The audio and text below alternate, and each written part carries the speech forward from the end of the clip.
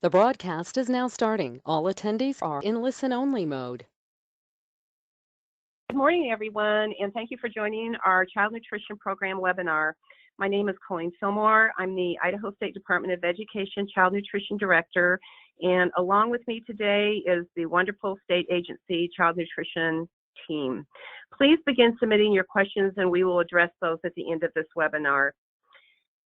So we have mentioned, as the webinars have been going on for several months now, how quickly things have been changing, and of course all of you know that too because we share that information with you.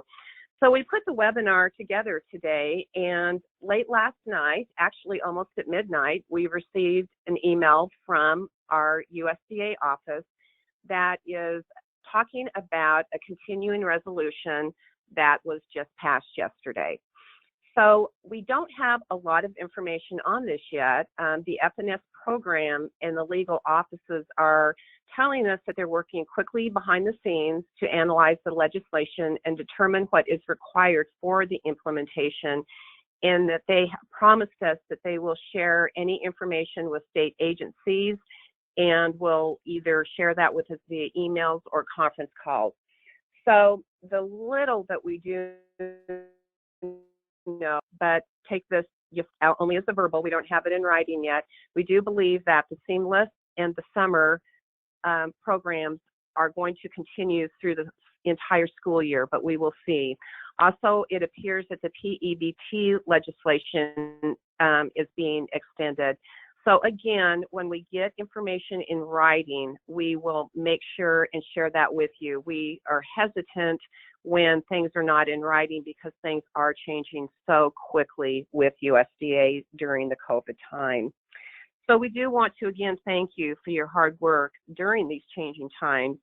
And we also want to let you know, we get several questions on what paperwork do I do while I'm running the Seamless Summer or the Summer Food Program. Now, the majority of our school districts in the state of Idaho are running one of those two programs. Very few programs have decided to stay on the National School Lunch Program. All of these programs are acceptable. Whatever the local decision is. But to answer the question on what paperwork is required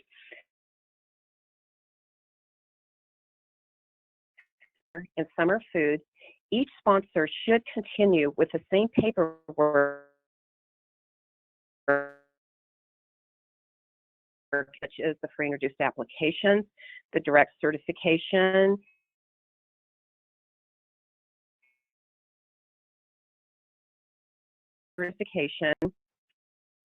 realize that it might be challenging eating free under Seamless Summer to have an application completed and put into the school district and approved. But we would encourage you that mandated in those two programs, since we do use that in other arenas in summer food, and we have our March.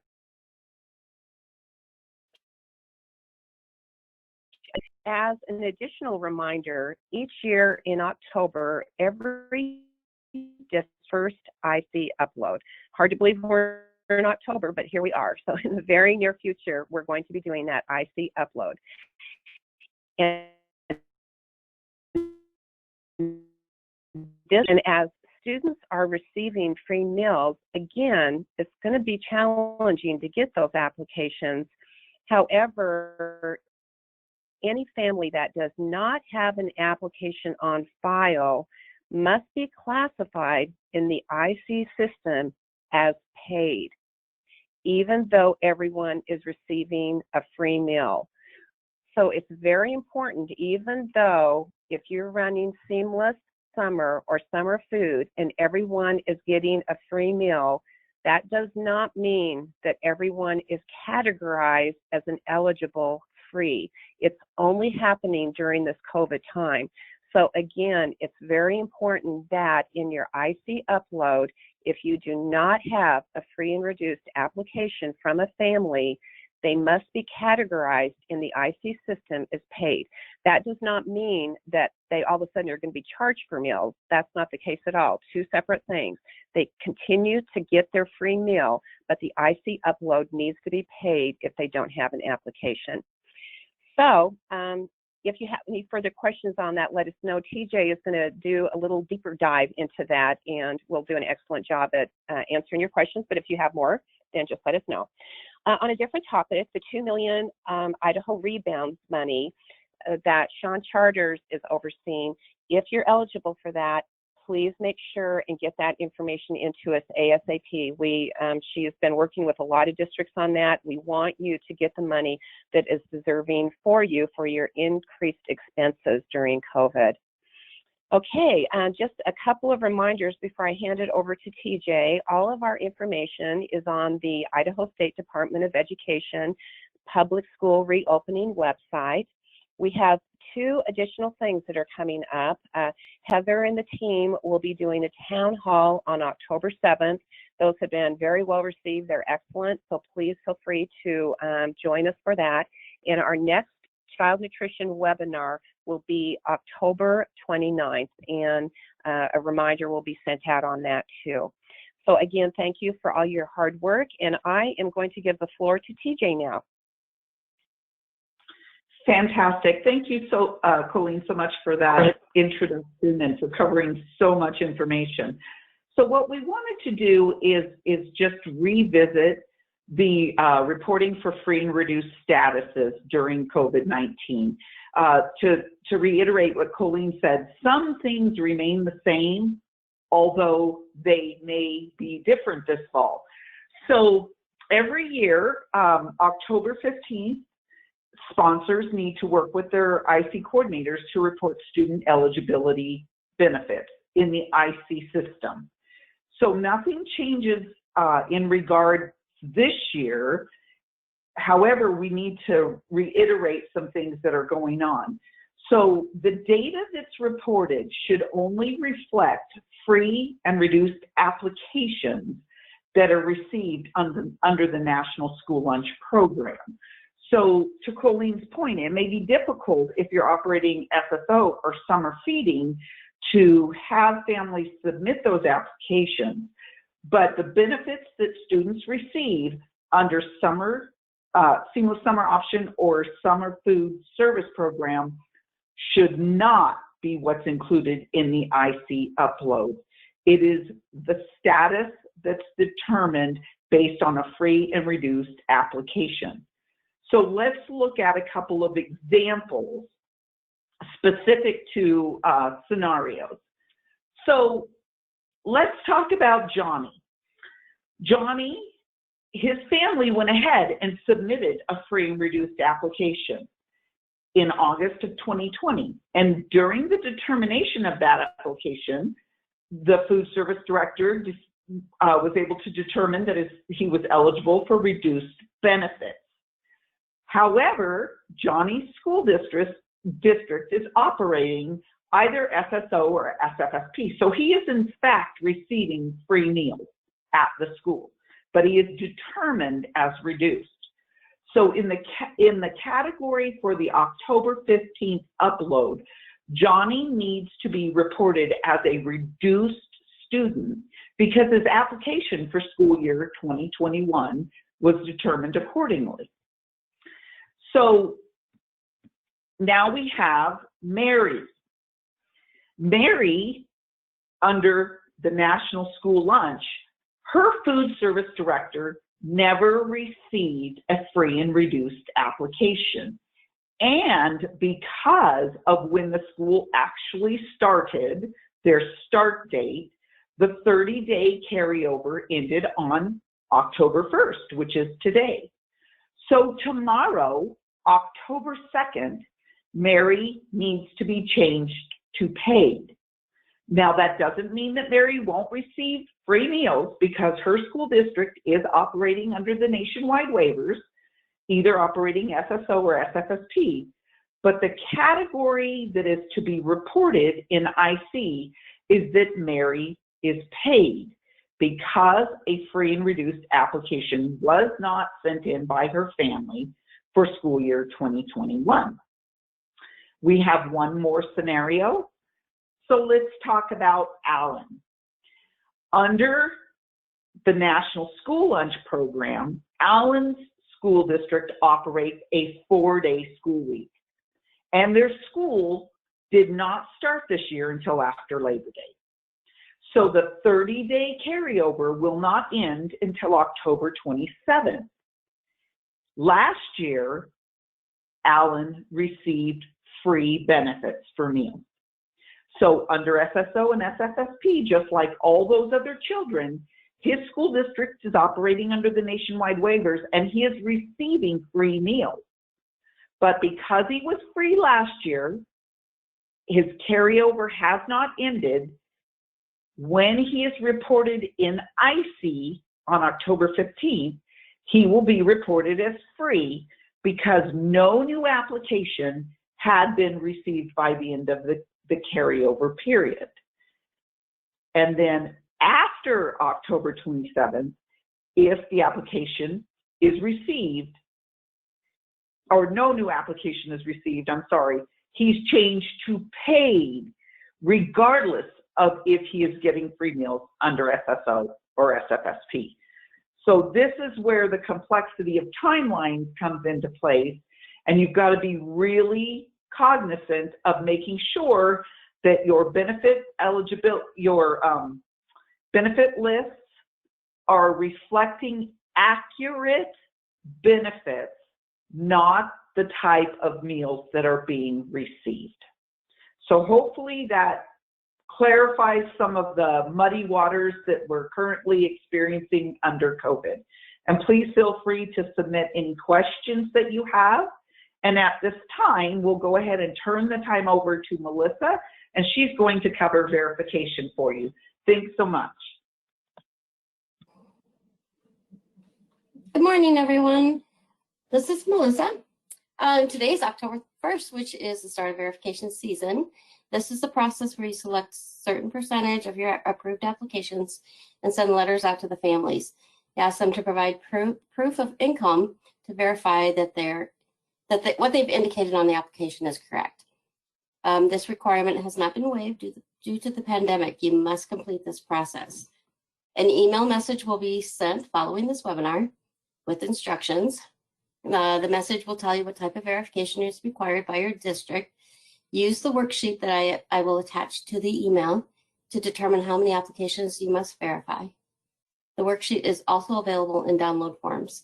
The 2020 to 2021 verification report will not be available until October 29th.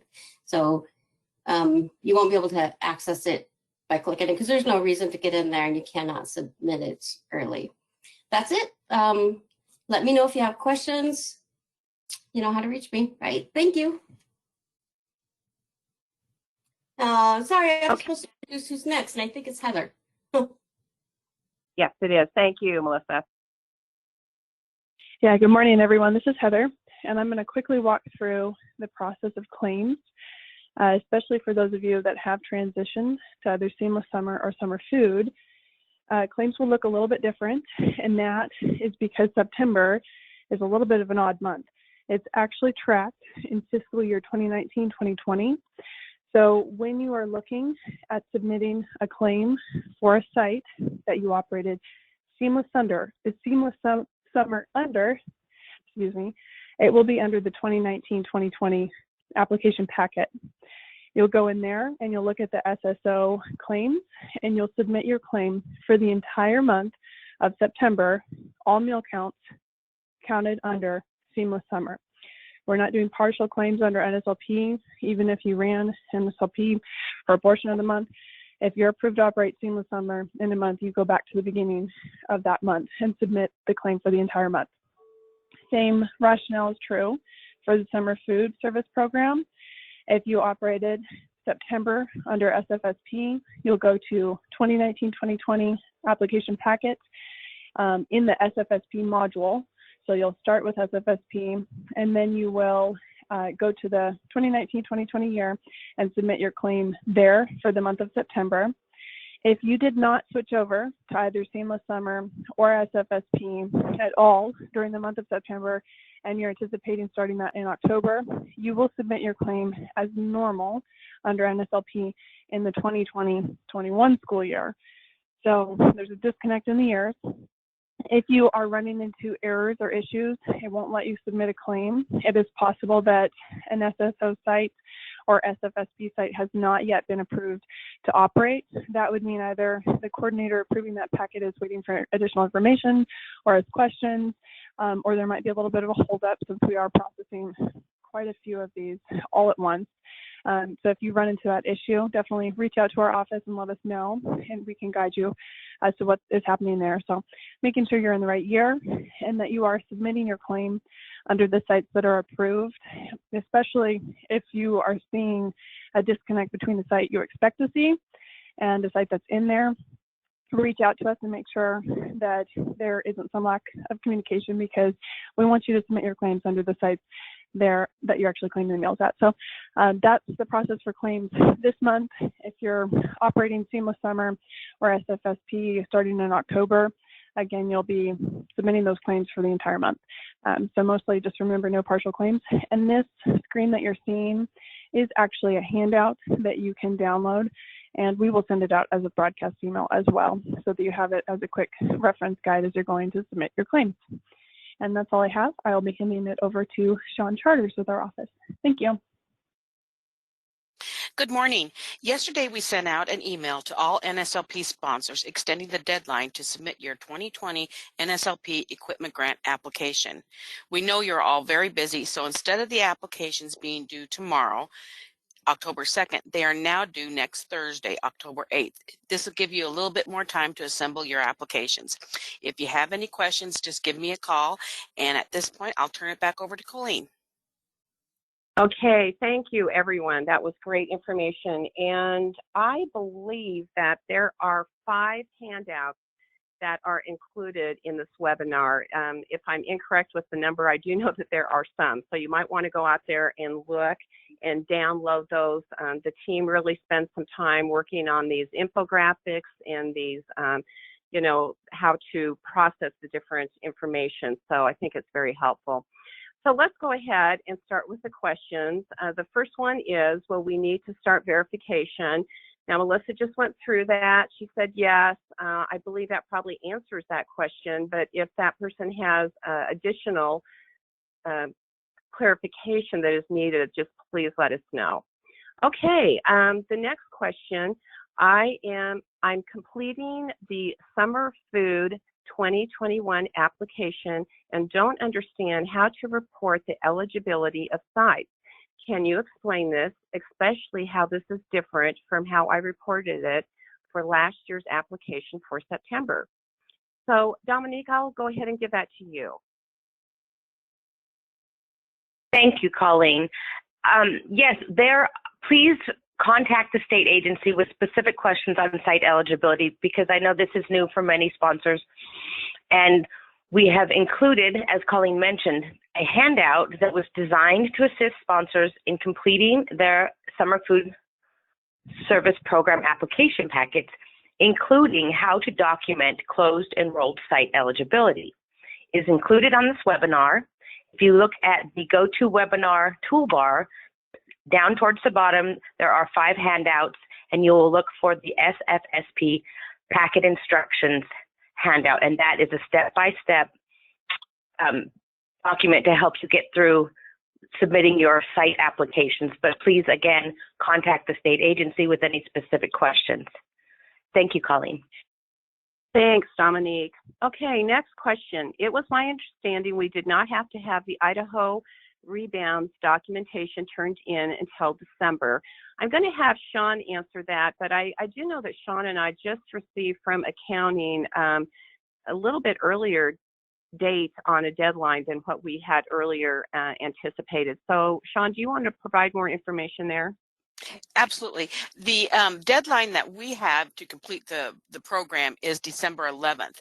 And so in order for all of us to receive the information that we need to close out the program, we are requesting that you submit your request for reimbursement as soon as possible. Initially, that date was October 1st. We are still accepting requests, but we just encourage you to submit it as soon as possible. Yeah, and thank you, Sean, for that. And I'll just add that I see Sean doing a lot of work, kind of going back and forth, asking for clarification. And sometimes Sean and I have to go to another area, whether it's accounting or have them check with auditors to see if something is actually allowable or not. So we definitely need some time to process it to make sure that you get that money. So thank you. And if you have any other questions on that, just let us know. Okay, so the next question is the 30-day carryover calendar days or school days? So Linda, you want to answer that? Sure. The 30-day carryover are school days or operational days. So this should include days that the school is providing operation and meals, and that can include virtual days if you are providing meals to the students. Yeah, good deal. Thank you. Okay, next question. Oh, you know what? It's the same one. Okay, the next question after that is, can you please confirm if siblings can pick up meals under the summer food program? Marianne, I'll give that to you. Yes, thank you, Colleen. To answer the question, yes, parents, guardians, and siblings are allowed to pick up meals on behalf of children so long as the sponsor includes an integrity plan with appropriate measures in place to ensure that program accountability is maintained and that duplicate meals are not distributed to any eligible child or adult participant. Thanks, Colleen. Yeah, thank you, Marianne. USDA has really stressed with us this fall and going forward the integrity plans, and so that is the reason that we really need to emphasize that with everyone. Okay, next question. Do we need to send out letters to the families when their status changes? Linda, you want to go ahead and take that one? Sure, thanks, Colleen. So you are only required to provide notification if you receive an application. If you have not received an application, there's no requirement to notify, and there are no appeal rights. So when you send out a letter that says we haven't received an application, they can't appeal that they haven't submitted an application. That's why I put that in there. Thanks, Colleen. Yeah, thanks, Linda. Okay, next question. Do you have a list or some guidance on what costs are eligible for the additional COVID funding? I am going to assume that that question is talking about Idaho Rebounds, and I'm going to ask that person to either give myself or Sean a call, and we can look to see if you were somebody on that list that was eligible. Unless, Sean, you have more information there. No, that would be a perfect solution to that. Okay, perfect. Thank you. Next question. How do we do the meal pattern if we are only operating 4 days a week? So well, you know, it's going to kind of depend on what program they're running. I'm going to give that to an NSLP person. Hi, this is Linda. I'll take that one. There is a 4-day-a-week meal pattern if you're operating NSLP or Seamless Summer, and it is in download forms. It is the same meal pattern, daily requirements, but it's just a little bit smaller in the weekly requirements. However, the calories, saturated fat, and sodium are the same because that's averaged over the course of a week. Thank you. Thank you, Linda. Okay, so the next question is operating days are the days we can feed the children. Question. So if our kitchen was closed due to COVID, then that is not an operating day. They're asking for clarification. And since you already talked a little bit about that, Linda, do you want to provide additional clarification? Sure. It's an operating day is a day that meals are served. That's as simple as I can get for that one. Thank you. Sounds good. just a confirmation that we still need to charge for extra milk when operating under seamless or summer food. So who would like to take that?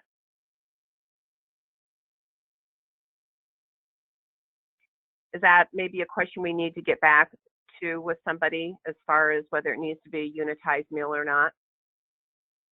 Because that would mean that they, Oh, Colleen, this is Marianne. Yeah, I was just going to say, please contact the state agency for further detail regarding this question under SSO or SFSP operation. Very good, thank you. Okay, at this time, we do not have any additional questions. So as always, I will just toss it out to the state agency team, see if they thought of something that we maybe wanted to add. And if not, I don't see any other questions coming in. So again, the continued resolution that is out there, we will make sure and let everyone know as soon as we get information. And there is one more question that came through. Will our summer food meal application roll over? So who would like to answer that? Colleen, this is Marianne. I can take that. Okay. So regarding the summer feeding packet on My Idaho CMP for packet 2021, we conducted a rollover of the summer feeding packets, I believe on September 1st. It was the beginning of September. And so whatever information sponsors had on that day that we rolled it over, it got rolled over for the 2021 packet. For any information that was not included and it got added, the second week of September, unfortunately, those information did not get added to the rollover. So our summer feeding sponsor will need to add in those information as they're completing their 2021 packet. Thanks, Colleen.